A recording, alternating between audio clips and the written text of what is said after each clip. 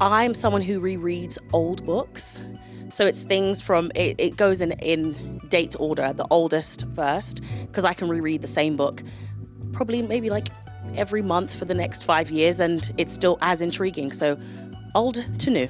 Okay, so in my more organized phase in my life, I did it by genre and then by name.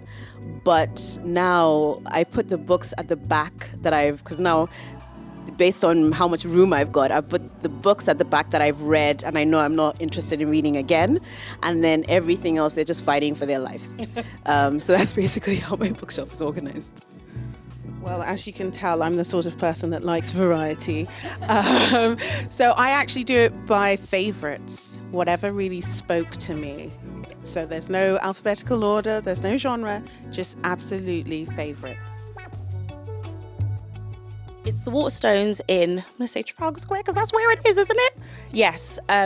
I used to go there very often when I was in secondary school. So it just has a lot of teenage memories, going with my one best friend at the time and just reading in a corner until you're like, okay, they're looking for me. The parents are looking for me. So yeah, Waterstones in Trafalgar Square. But I recently had an event at Mr. B's Emporium, and oh my gosh, that is the real Alice in Wonderland experience, I think. And I look forward to bringing my daughter there someday. I grew up in Nigeria up until I was about 15, and there was this very fabulous bookshop called the Jazz Hole on Awolowo Road in Ikoyi.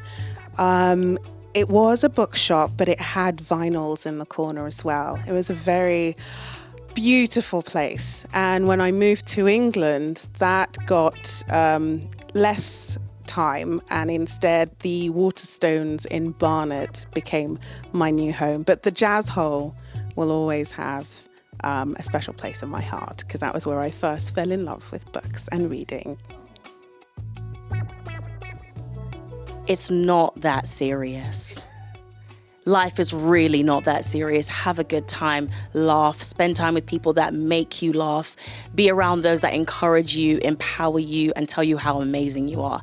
Any sign of negativity, take stage left. I think I'd warn her against falling in love with men in all these fictional male characters. You will eventually find true love, but it's not going to look like, and it's good that it's not going to look like how some of those stories looked. So yeah, I think that's what I'd say to her. I would say fear is not real, and I would capitalize on a Bible scripture that I tend to hold dear now, which is 2 Timothy 1:7. But I've not been given the spirit of fear, but of boldness and a sound mind. I find that a lot of the time when I get very fearful, it often leads to anxiety, and then it leads to a lot of noise in my head, and then I can't think.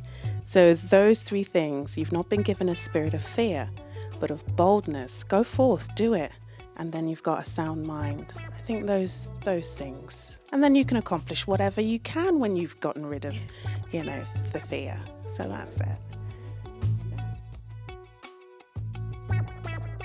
I think from an author's perspective, when the book is, I didn't narrate, I'm never involved in the actual narration, and when you hear it back, it's a different story. It's not necessarily the story that and I don't mean different in a bad way, it's just you're consuming it in a different form, and it opens up the story in a different way, and it's